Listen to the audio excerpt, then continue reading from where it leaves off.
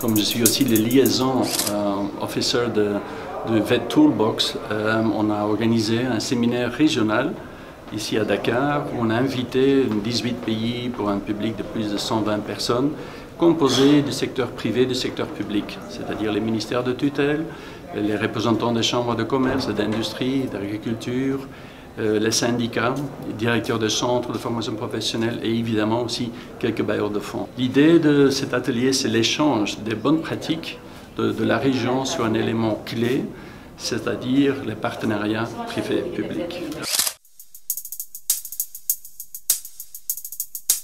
Pour que ça fonctionne entre le privé et le public, évidemment, il faut avoir la confiance qui se construit pendant un certain temps, à connaître aussi la manière de fonctionner, tant du privé que du public. Ça veut dire qu'effectivement, les deux parties doivent sortir de leur situation actuelle et classique.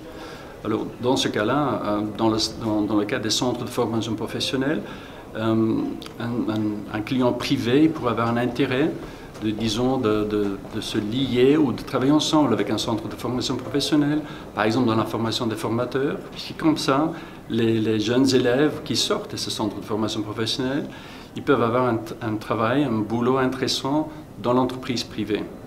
Ou par exemple, on peut aller encore plus loin, ce qu'on appelle les partenariats privés-publics opérationnels, où il y a par exemple l'infrastructure publique, les équipements publics, mais tout cet ensemble est opéré par le secteur privé.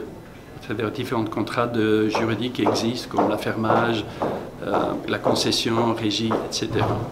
De toute façon, ce n'est pas l'un ou l'autre, c'est l'un et l'autre. On cherche en ce moment à approcher le marché de l'emploi le plus près possible des centres de formation professionnelle, et pour cela, on a besoin d'une bonne dynamique entre le privé et le public.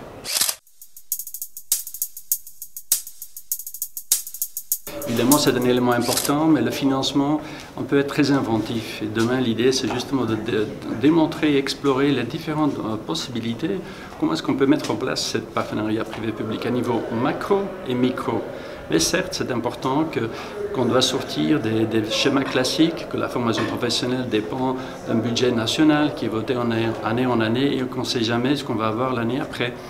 Alors effectivement, il y a tellement de manières d'organiser la formation professionnelle financée par différentes sources. C'est pour ça que les multiples sources de financement, c'est très important et il faut avoir un peu de l'inventivité.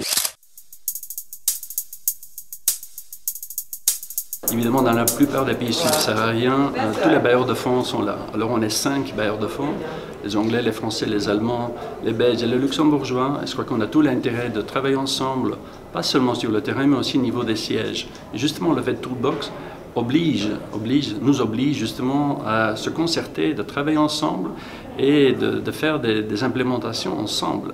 Et ça, je crois que c'est l'idée derrière cette VET Toolbox qu'on va essayer quand même de mettre en place.